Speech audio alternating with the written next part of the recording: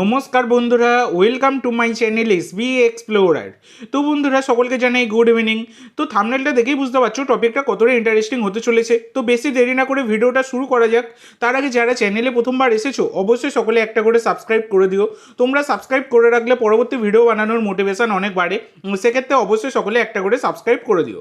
তো বন্ধুরা ইতিমধ্যে তোমরা সকলেই জানো যে মোহনবাগান কিন্তু তারা বাই পেয়ে সুপার কাপের প্রি কোয়ার্টার ফাইনাল থেকে কোয়ার্টার ফাইনালে পৌঁছে গেছে। তো 20 তারিখে কিন্তু ম্যাচ হওয়ার কথা ছিল মোহনবাগানের সাথে চার্চিল ব্রাদার্সের, যে ম্যাচটা কিন্তু ক্যান্সেল হয়ে গেল কারণ চার্চিল ব্রাদার্স তারা নামটা তুলে নিয়েছে বলে। এইটা আমি তোমাদেরকে সম্ভাবনার কথাটা আগেই জানিয়েছিলাম। তো গতকালকে অফিসিয়াল ঘোষণা হয়ে গেছে এবং সেইটা নিয়ে আমি তোমাদেরকে ভিডিও বানিয়ে জানিয়েও দিয়েছি। তো মোহনবাগান বর্তমানে দাঁড়িয়ে কিন্তু সুপার কাপের জন্য জুনিয়র এবং সিনিয়র মিলিয়ে একটা মিক্সিং স্কোয়াড তারা কিন্তু তৈরি করেছে এই সুপার কাপের জন্য।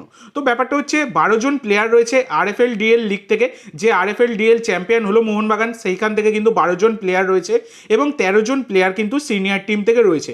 তো সেই প্লেয়ারদের একটা লিস্ট আমি তোমাদেরকে জানিয়েছিলাম। সিনিয়র থেকে টাংরি, সাহাল, অভিষেক, দীপেন্দু, সৌরভ, ধীরাজ সিং, আর শেখ, সুহেল ভাট, নুনো রেইস, আশিক, গ্লান, এরা কিন্তু সকলেই রয়েছে। এই নিয়ে আমি তোমাদেরকে আগেই ভিডিও বানিয়ে জানিয়ে দিয়েছি। তো এবার ব্যাপার হচ্ছে এই যে টিমটা, এই যে স্কোয়াডটা, তাদের হেড কোচের ভূমিকা পালন করবেন বাস্তব রায় এবং ডেগি কার্ডোজো বাস্তব রায়কে অ্যাসিস্ট করবেন, মানে অ্যাসিস্ট্যান্ট কোচের ভূমিকায় থাকবেন Deggie Cardozo, RFL DL champion coach. তো যেহেতু তার দল থেকে 12 জন প্লেয়ার রয়েছে সেই কারণে তাকে কিন্তু অ্যাসিস্ট্যান্ট কোচ হিসাবে রাখা হয়েছে এবং যেটা অবশ্যই কিন্তু একটা ভালো সিদ্ধান্ত, সেটা বলা যায়। এবার ব্যাপার হচ্ছে মোহনবাগান তারা কিন্তু সুপার কাপের জার্নি শুরু করবে 26 তারিখ থেকে। মানে যেহেতু 26 তারিখে কোয়ার্টার ফাইনাল রয়েছে আর মোহনবাগান প্রি কোয়ার্টার ফাইনাল খেলবে না, ডাইরেক্ট কোয়ার্টার ফাইনালের জন্য কোয়ালিফাই করে গেছে, তাই 26 তারিখে মোহনবাগান তারা কিন্তু কেরালা এবং ইস্ট বেঙ্গল ম্যাচে যে জয়ী হবে সেই জয়ী দলের বিরুদ্ধে কিন্তু তারা 26 তারিখে মুখোমুখি হবে, যেখানে কিন্তু একটা কলকাতা ডার্বি হওয়ারও সম্ভাবনা 26 তারিখে থাকছে। এবার ব্যাপার হচ্ছে এই ম্যাচগুলো লাইভ কোথায় দেখতে পাবে তোমাদেরকে বলে দিই। তো এই ম্যাচগুলো কিন্তু টিভিতে স্টার স্পোর্টস 3 এবং জিও হটস্টারে দেখতে পেয়ে যাবে। মানে টিভিতে স্টার স্পোর্টস 3 টিভি চ্যানেল আর মোবাইলে জিও হটস্টারে দেখতে পাবে। এছাড়া লাইভের যে বিষয়বস্তু তোমাদেরকে আমি দিয়ে থাকি সেইটাও কিন্তু তোমরা পেয়ে যাবে।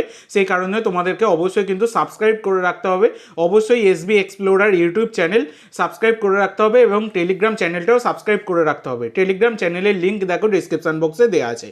তো এই হচ্ছে ব্যাপার। এবার তোমাদেরকে জানাবো কেমন প্লেইং 11 হতে পারে সুপার কাপের জন্য। বেস্ট প্লেইং 11 মোহনবাগানের কেমন হতে পারে, সিনিয়র জুনিয়র মিলিয়ে কেমন প্লেইং 11, শক্তিশালী প্লেইং 11 একটা তৈরি হতে পারে, সেইটাই তোমাদের সাথে শেয়ার করতে চলেছি। তো 4-2-3-1 ফরমেশনে দল নামাতে পারেন কোচ বাস্তব রায়, যেখানে গোলকিপার ধীরাজ সিং, 4 জন ডিফেন্ডার, রাইট ব্যাকে রবি রানা বা সৌরভ ভানুয়ালা, লেফট ব্যাকে আমনদীপ, সেন্টার ব্যাকে দীপেন্দু এবং নুনো, 2 জন ডিফেন্সিভ মিডফিল্ডার দীপক টাংরি এবং অভিষেক সূর্যবংশী, 3 জন অ্যাটাকিং মিডফিল্ডার, রাইট মিডফিল্ডে টাইসন, লেফট মিডফিল্ডে আশিক, সেন্টার অ্যাটাকিং মিডফিল্ডে সাহাল আব্দুল সামাদ, 1 জন ফরওয়ার্ডস সুহেল ভাট। তো এইরকম কিন্তু হতে পারে সুপার কাপে মোহনবাগানের বেস্ট প্লেইং 11। একটা সিনিয়র জুনিয়র মিশিয়ে এইরকম কিন্তু একটা শক্তিশালী দল বানানো যেতে পারে। তো এইটাই হয়তো বাস্তব রায় এইরকম টাইপেরই দল নামাতে চলেছেন। তো তোমাদের কি মনে হয় মোহনবাগানের বেস্ট প্লেইং 11 কেমন হতে পারে সুপার কাপের জন্য? অবশ্যই সকলে কমেন্ট করে জানাতে ভুলো না। তো আজকের জন্য এইটুকু বন্ধুরা। ভিডিওটি ভালো লাগলে অবশ্যই লাইক করো, শেয়ার করো। আমার চ্যানেলে প্রথমবার এসে থাকলে চ্যানেলটি সাবস্ক্রাইব করো আর কমেন্ট করে জানাও ভিডিওটি কেমন লাগলো। ধন্যবাদ।